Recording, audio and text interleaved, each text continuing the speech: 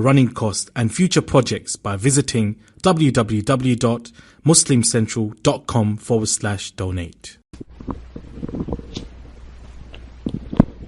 Alhamdulillah Rabbil Alameen wa salatu wa salamu ala Rasulil Kareem. Assalamu alaikum wa rahmatullah. The weather keeps you guys in the house, huh? The weather here, I mean, I'm from Canada, so this is still a nice fall day for us. But you guys are here, mashallah, alhamdulillah. So we have the quality crowd that came out. Jazakumullah khair for that. It's funny sometimes because I do these events for sisters in almost every city that I go to. And the brothers, they lead me to the sister section, and it's if they're leading me like, somewhere away from them. They're like, bro, I'll be right there. I'll just be right outside that door. Don't worry. As if I'm gonna be kidnapped by the sisters or something, right? So I remember one time I was in England and I did a sisters lecture, and I walked in. It wasn't a sisters one, actually. It was just a university lecture. And I walked in, and the brother, he opened the door, and he just turned, boom, he went outside the door. I said, what happened, Akhi? He said, there's all sisters there. I said, are they contagious? Like, why did you run out like that? So, alhamdulillah, I like doing these events. They're a lot of fun, and I think that, for those who don't know, in 1996, a sister took my shahada. Just a local sister who was in the city that I was in at the time, prays at the masjid, and mashallah, she just took my shahada. So I kind of owe the sisters a little bit. Then my wife took shahada from me, so I married a sister. I got 3 daughters, so now I'm surrounded by sisters all the time in my house. So that's probably why it's easy for me to do these events, mashallah. Plus the gaze is turned off as well. But I wanted to talk about an amazing personality. And many of you, all of you probably know her. And she's definitely the most famous single mom that ever lived. It's not Oprah, by the way. Actually, Oprah's not even a single mom. Do you know who it is? Any guesses? Most famous single mom that ever lived. Maryam, mashallah, alayhi salatu wasalam.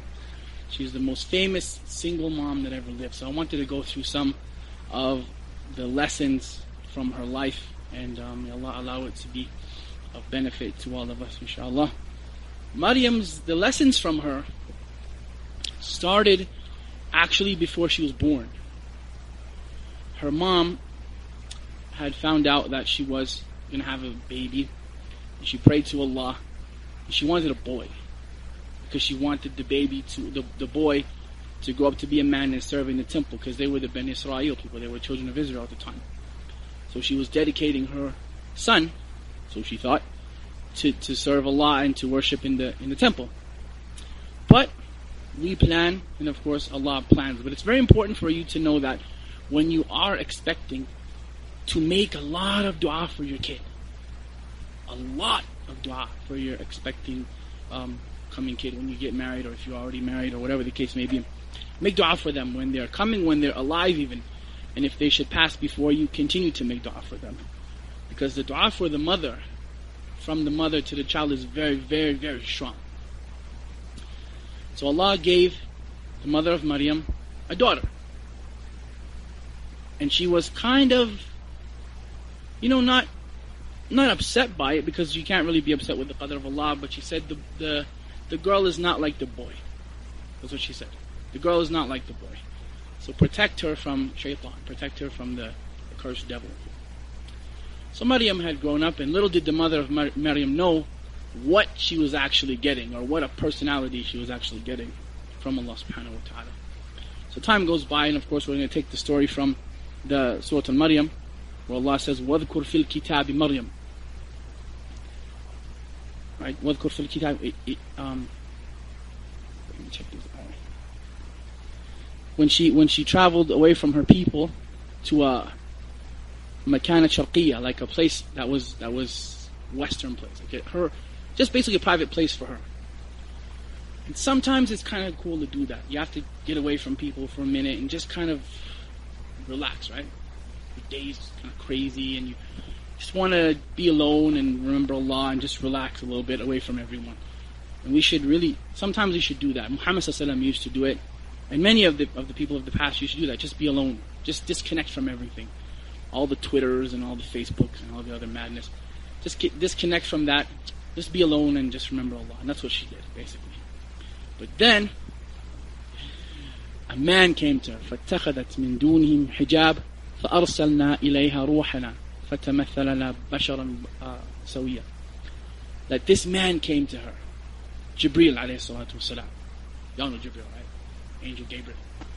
Allah sent him to Maryam in the form of a man.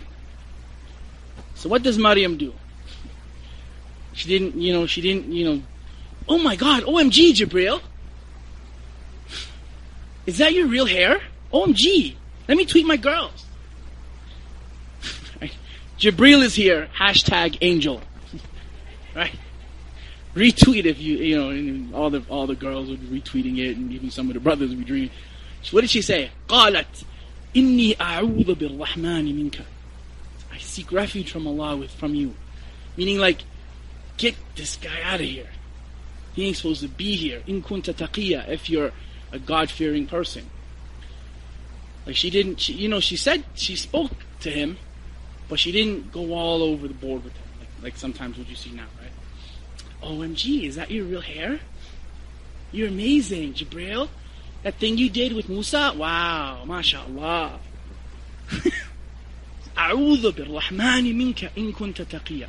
And Jibreel even, he did the same thing. قال إنما أنا رسول ربك لأهب لك غلاما زكيا.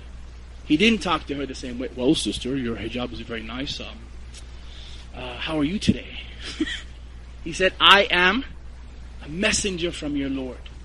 Directly. He just told her who he was right away. And I came here to announce to you the birth of a perfect son. Ghulam and Zakiya. A perfect boy. So he didn't even carry on a long conversation with her. He did speak to her, but he said what was necessary. قالت إن يكون لي غلام ولم يمسسني بشر. How can I have a kid? She says back to him. How am I supposed to have a boy? I mean, I've been pure. No one touched me. I never was unchaste. I was never out there. That's what she basically said to him. I was always pure. And he said to her, قال كذلك قال ربك هو علي هين ولنجعله آية للناس ورحمة منا. Said it's going to be that way. Allah can make it that way, even though, she was virtuous, she was righteous. Even then, she was a good girl. She was, mashallah, she was obeying Allah and she was obeying her parents and she was good.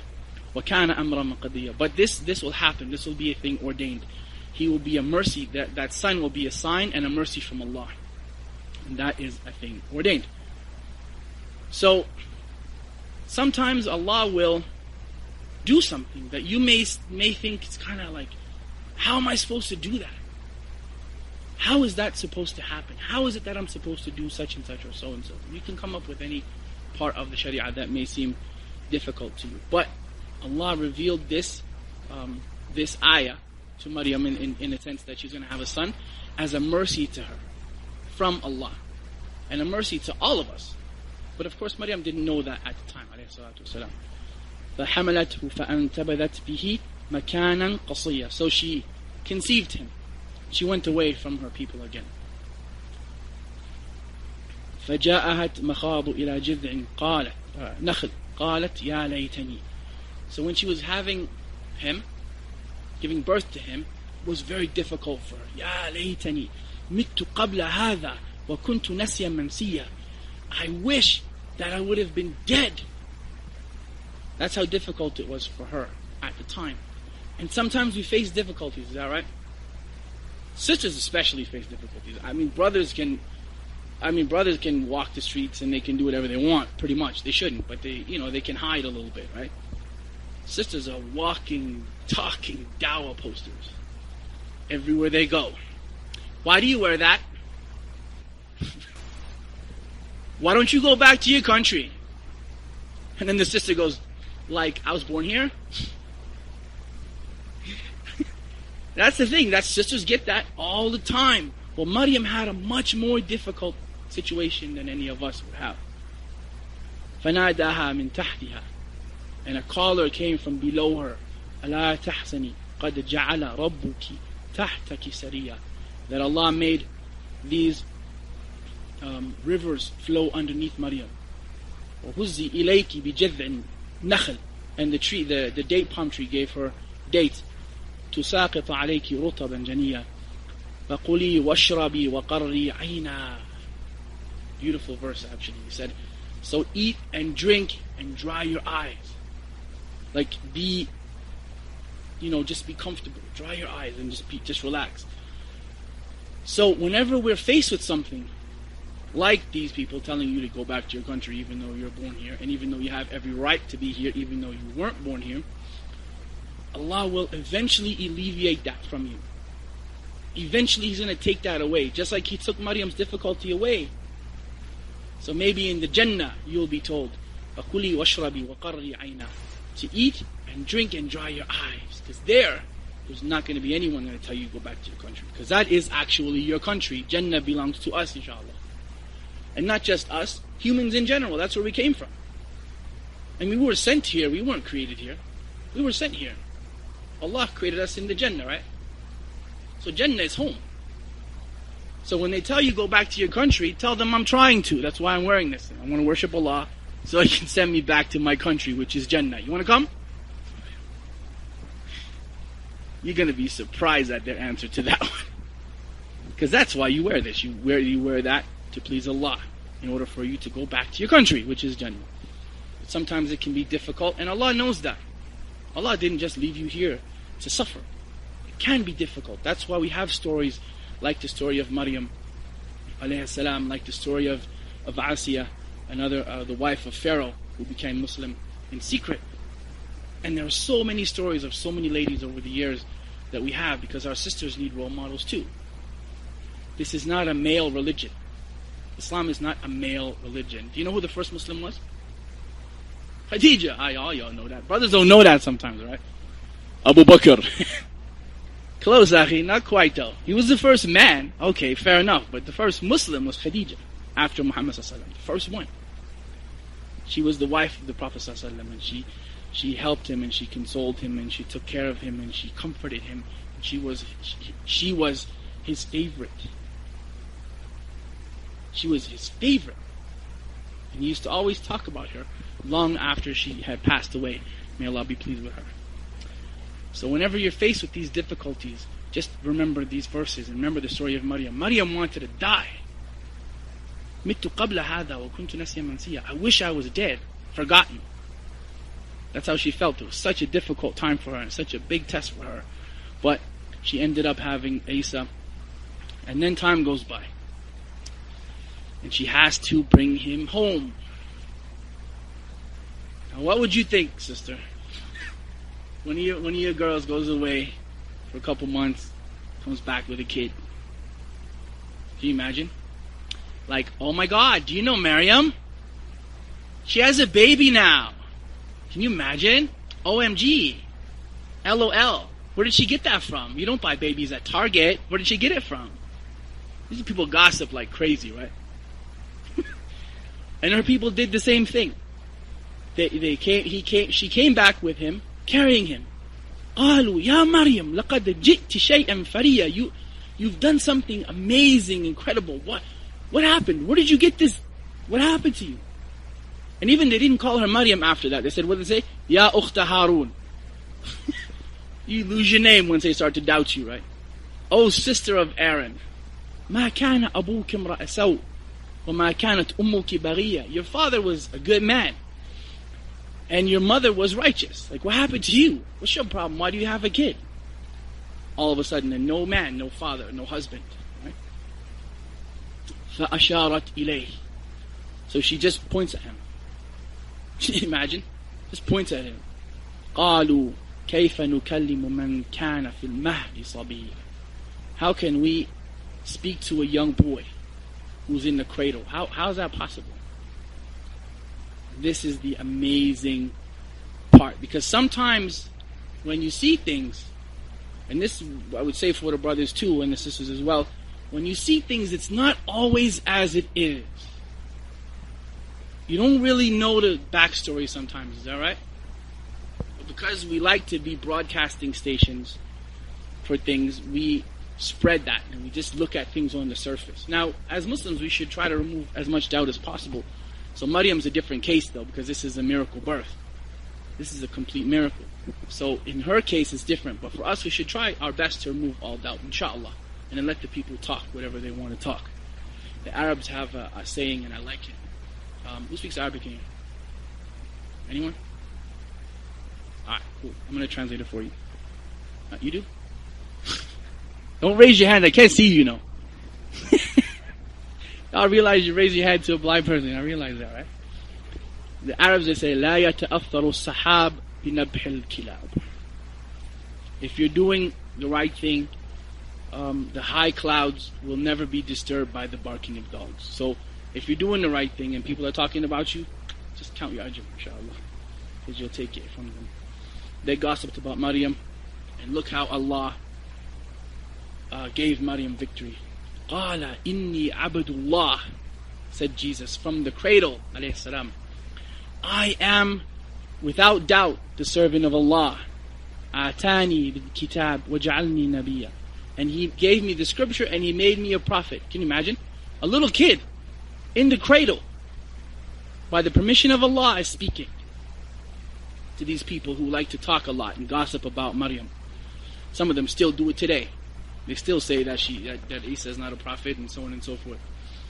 وَجَعَلْنِي مُبَارَكًا أَيْنَمَا كُنْتُ. And He has made me blessed wherever I am. وَأَوْصَانِي بِالصَّلَاةِ وَالزَّكَاةِ مَا دُمْتُ حَيًّا. And He has ordained for me to pray and give the charity as long as I am alive. Now this is a beautiful part. وَبَرًّا بِوَالِدَتِي وَلَمْ يَجْعَلْنِي جَبَّارًا شَقِيًّا. He made me dutiful to my mom, my mother. Right away, Allah is ordering this prophet, this amazing man, this Isa alayhi salatu wasalam, who two religions at least, one even calls him the son of Allah, which we don't believe that, but a man who really changed history. Allah ordered salah for him, zakah for him, and ordered him to be dutiful to who? His mom, his mother, that amazing woman. And He didn't make me tyrannical. Jabbarun shaqiyya. Wassalamu alayhi yawma ulitu wa yawma amutu wa yawma ub'athu hayya. And peace be upon me the day that I was born, the day that I will die, and the day that I'll be raised alive. So, whenever you feel like things are real bad, and we can feel like that. Everyone has those days. Some people have weeks and years like that, where you really feel like the end is really coming close and you're just feeling really down and really bad. Look at that story of Maryam. Look at that story, because Allah can and will give you victory if you trust in Him. It's a promise. It may not be in such a amazing fashion as He did with Maryam. Okay, you're not going to give birth to a prophet. That's not going to happen anymore. But He will give you victory in other ways. In other ways. Because you are the women of this ummah. And this ummah has always needed your support. We may not always know how to say it, and we may not even want to say it sometimes. But we need your support more than you will ever know. And Allah has made you strong for that. Allah has blessed you for that. He's given you so many role models. People like Sumayya, people like Khadija, people like Aisha, radiallahu anhu, people like Hafsah, the one who Allah gave the Quran to, or who the companions trusted the Quran to in its book form. And Nusayba, who knows who Nusayba is? Nusayba, you know Nusayba? Nusayba was a soldier. She fought against men. Like physically. Fought with a sword against men at Uhud. She came to bring water for the soldiers at Uhud. And she saw that they were running away. So she started to fight. Physically fight. So Muhammad ﷺ said, give her, to someone, he said, give her a sword and a shield. So he gave her a sword and a shield, and she battled against the Quraysh at the time. And Muhammad ﷺ said, everywhere I looked, I saw her fighting. Nusayba bint Ka'b, she was amazing, amazing woman. She didn't go, oh, there's a fight. Go somewhere. Oh my God, they're fighting. They're fighting, Khadija. She started to fight. SubhanAllah. Nusayba was an amazing personality. Sumayya was the first shaheed in Islam. I was talking to sister yesterday. Please don't answer the question, sister. I want to ask him a question. Ibn Taymiyyah. Who was Taymiyyah? Does anyone know? Ibn Taymiyyah was a scholar, but who was Taymiyyah? Was Taymiyyah his dad, you think? Taymiyyah was his grandmother. He took the name of his grandmother. That was his first teacher. Imam Bukhari. Do you know that Imam Bukhari was born blind? Did you know that? His mom used to pray for him. Pray for him, pray for him, pray for him. And eventually Allah restored his sight. And that's why you have all the Sahih Bukhari. The mom of Imam Bukhari had this little kid, and he was blind, completely blind, and she was praying for him that Allah would restore his eyesight. And eventually Allah did just that. And now look what Imam Bukhari became. Amazing, amazing person. But a lot of people don't know these stories because we're too busy on other things. And sisters, really, I mean, you guys have so many role models. There was a course that I took a while back, and it focused on those amazing role models and personalities that the sisters have. And many of them I didn't know. Hind, you know who Hind is? Hind was the wife of Abu Sufyan. And she was a devil. My goodness. She was just a wicked person, subhanAllah. She said that after Badr, her brother and her father, and I believe her uncle, were killed at Badr. And she said that I'm not going to shower and I'm not going to wash my hair until Muhammad ﷺ has been defeated. Now, that's a desert place. And it's hot there. If you're not going to shower, people are going to know. Real quick, like in a matter of days, someone is going to go, "What's up, Hind?" She was a strong personality. And even then, even when the Battle of Uhud came, she wouldn't allow her husband to come near her. Not till Muhammad has been defeated. A strong personality. Strong. And of course, you know what she did to, what it's narrated that she did to Hamza after Hamza was killed. She actually paid for Hamza to be killed. She paid Wahshi, the spear thrower, to kill Hamza. She was the one who hired him. And she, according to the narration, she chewed on the liver of Hamza and the heart of Hamza. And she actually cut off his ears and his nose too. And his lips. She cut off his lips too. She was crazy. But when the companions came into Mecca, she saw them worshipping Allah. And she said, she swears by Allah, she has never, ever seen Allah worship like that.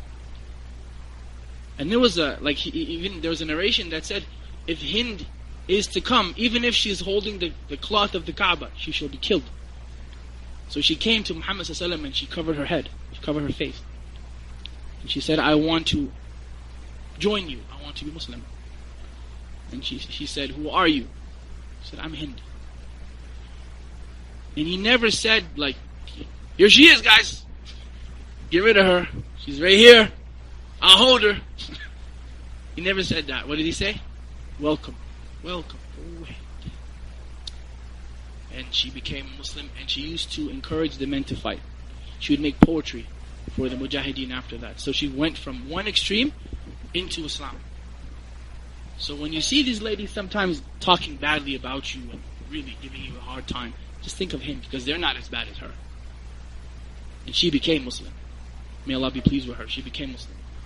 And she became one of the champions of Islam. Another one. So sisters, learn about these role models, because these are your role models. In Jannah, inshallah, you will be there as well, because Jannah is not just for the men. It's not.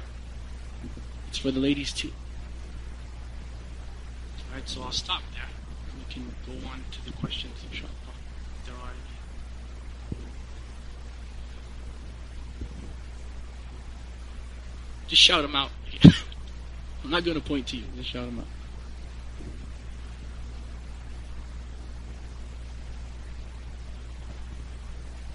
Excellent.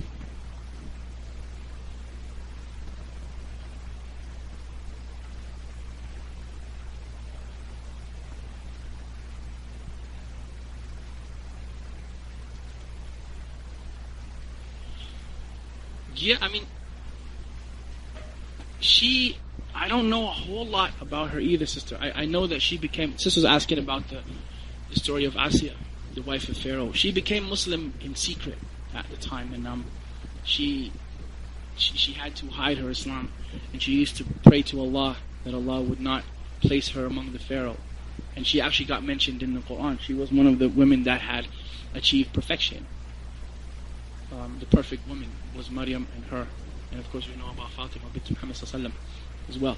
So I don't know much about her, but she did become Muslim. And sometimes we'll have young sisters who become Muslim in these families that hate Islam.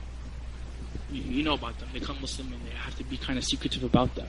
Well, Asiya was one of those people. She became Muslim. She was part of the power structure at the time. She was the wife of the leader. She was the wife of the leader, and you can't compare Pharaoh to the leaders of today. You can't. He was evil.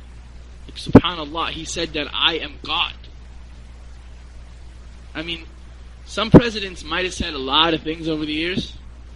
President Bush comes to mind. But even he never said that. He never said that. And Allah still gave him a lot of chances. And a lot of chances. But his wife believed in Musa, who was actually her kind of adopted son. You know the story of Musa. She's the one who found Musa. And she's the one who became kind of like Musa's mom, even though Musa's mother is another example of an amazing, strong woman, because she put her son in the Nile River. And she was really torn up about that. She almost actually went and reported to Pharaoh that that's what she did. But what happened to her? She ended up being hired by Pharaoh to breastfeed her son, because he wouldn't feed from nobody else. And so not only was she doing what she would normally do anyway, she was being paid to do it. And the woman, of course, who found Musa was the daughter of Pharaoh. And of course Asiya was the one who said we should adopt him. He's going to become a joy to us. And he did become a joy to her, but with the permission of Allah, he ended up destroying the Pharaoh. So these people are incredible. You're right, we really need to learn more about her life.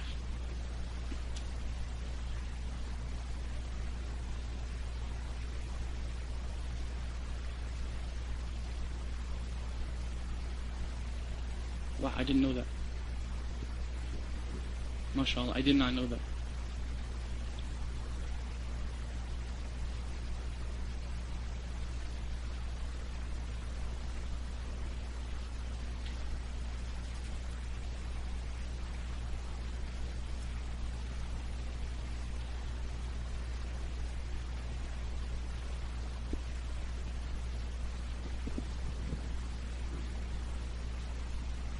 SubhanAllah, I did not know that. This is said that Asiya had died a horrible death, and she was boiled in oil. He said, boiling oil, and Allah, like she just kept hearing a voice for her to look up, and she got a glimpse of paradise from that. May Allah be pleased with her. I did not know that. There's another one, even speaking of people who were in the story of the boy and the king. Do you know that story? The boy and the king. There was it's usually a lecture by itself, but there was a part where these Muslims were being killed by their ruler. This is towards the end. And they were being thrown into a huge fire. And there was a woman there, and she had her little son. Right, so she's walking up, and she kind of hesitated for a minute. And her son spoke to her, and this is another one of the children who spoke from the cradle. He said, Ya ummi asbiri fa innaki ala al-haq. He said, oh my mom, have patience, be very patient, because you're on the truth. And she went ahead, and her son died. And Allah mentioned them in the Surah Al-Buruj. They were the people of the trench, and they were killed by their leader, because they became Muslim because of that young boy. The story goes on, but it's about an hour usually it takes me to tell it. I'm going to tell it properly. I butchered it just there, so forgive me for that. But there's so many different role models that we don't look at. And of course, how could I forget Hur Ayn? Women of paradise. You know about them, right?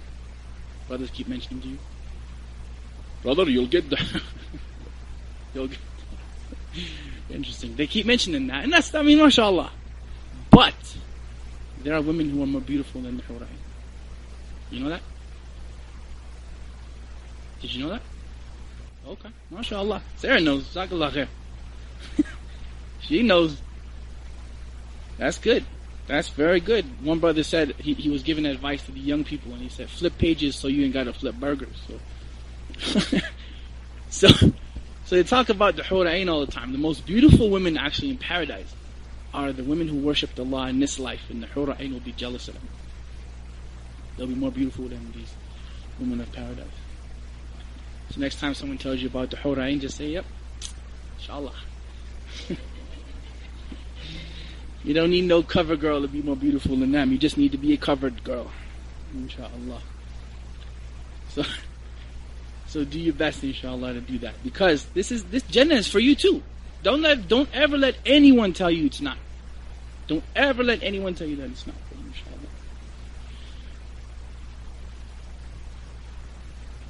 inshallah. MashaAllah.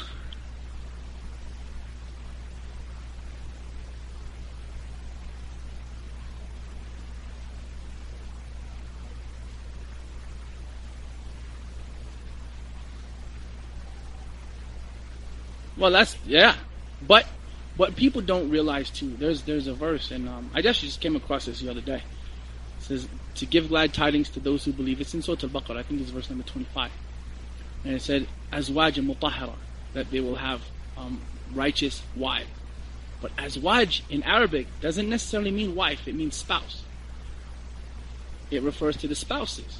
So some of the scholars used to say that. They used to say that the women also will have spouses. Like they will have spouses too. It's not going to be like you're going to be all alone. You're going to have spouses too. The verse is azwaj. It says spouse. It doesn't say like just women, just for the men. Allah knows, because you'll get to see Allah too there. I mean, you could have all the spouses you want. Nothing's going to beat that anyway. So the women will get to see Allah there too, inshallah. And Jannah, we could go on and on about that. You could talk until you get there about that, inshallah. You still won't be able to describe it. Yeah, let's figure it out when we reach. I couldn't, before a lady asked me that too. She's like, whoa, what do the women get in Jannah? What did you always talk, like same kind of question that they ask you, right? So I'm like, well, I'll tell you what, let's get there. And then I'm sure you won't be disappointed. So let's get to Jannah, inshallah. Then we can figure out who gets what and where and how and when and whatnot. Because Jannah is not going to, you're not going to go, I wish I had what he got. The poorest person in the Jannah is going to have 10 times his dunya. And he'll look up, or she'll look up, and they'll see the people in the higher levels of Jannah, like they'll see them, and they'll think that they were put there to decorate their Jannah. They'll see them like stars, like you'd see like stars. Wow, it's like a decoration. There's no jealousy there. So inshallah, like the sisters who go there, they're not going to be unhappy. Let's get there though. Inshallah.